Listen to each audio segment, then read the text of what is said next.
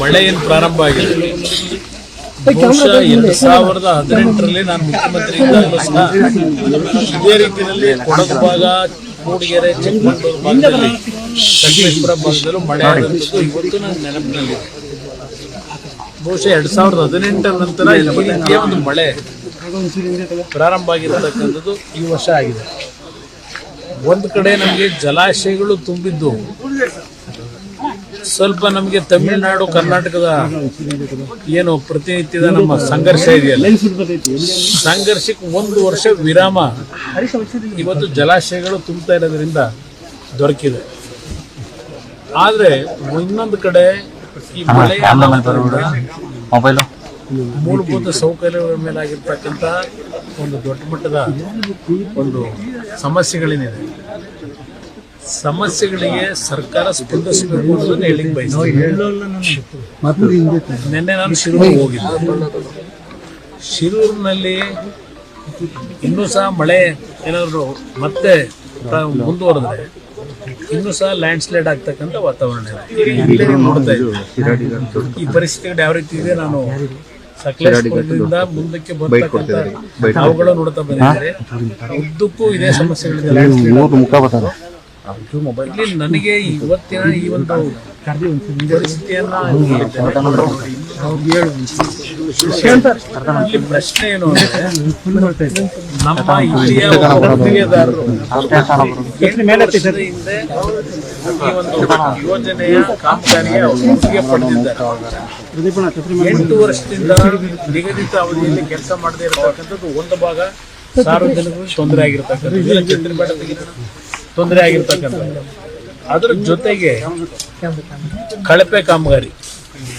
ಇಲ್ಲಿ ಇಂಥ ಒಂದು ನಮ್ಮ ಪಶ್ಚಿಮ ಘಟ್ಟಗಳಲ್ಲಿ ಕೆಲಸ ನಿರ್ವಹಣೆ ಮಾಡಬೇಕಾದ್ರೆ ನಮ್ಮ ಇಂಜಿನಿಯರ್ಸ್ಗಳು ಸಹ ಸ್ವಲ್ಪ ಅವರ ಒಂದು ಪರಿಣಿತಿಯನ್ನ ಇಲ್ಲಿ ಉಪಯೋಗ ಮಾಡಬೇಕಾಗತ್ತೆ. ಇವೆಲ್ಲ ಹುಡುಗಾಟಿಕೆ ಮಾಡತಕ್ಕಂಥ ಕೆಲಸಗಳಲ್ಲ.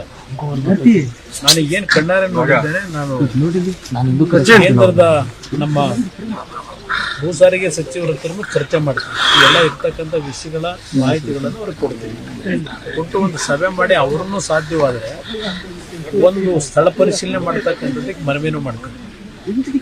ಇದು ಈ ವಿಷಯದಲ್ಲಿ ನಾವು ಸ್ವಲ್ಪ ದೊಡ್ಡ ಮಟ್ಟದ ಒಂದು ವೈಜ್ಞಾನಿಕವಂತ ರೀತಿಯ ಕೆಲಸಗಳಾಗಬೇಕು ನನ್ನ ಅಭಿಪ್ರಾಯ. ಅದರಿಂದ ಈ ಒಂದು ಸಮಸ್ಯೆಗೆ ಪರಿಹಾರ ನಮ್ಮ ಕೇಂದ್ರ ಸರ್ಕಾರದ ಗಡ್ಕರಿ ಅವರ ಪಾತ್ರವೂ ಜಾಸ್ತಿ ಇದೆ. ಅವರು ಸಹ ಅಧಿಕಾರಿಗಳ ಜೊತೆಯಲ್ಲಿ ಚರ್ಚೆ ಮಾಡಿ ಇದನ್ನ ಸೈಂಟಿಫಿಕ್ ವೇನಲ್ಲಿ ಮಾಡ್ತಕ್ಕಂಥದ್ದಕ್ಕೆ ಏನು ಸೂಚನೆ ಕೊಡಬೇಕಾಗಿದೆ. ಅದರ ಬಗ್ಗೆ ಅವ್ರ ಜೊತೆ ಚರ್ಚೆನೂ ಮಾಡ್ತೀನಿ.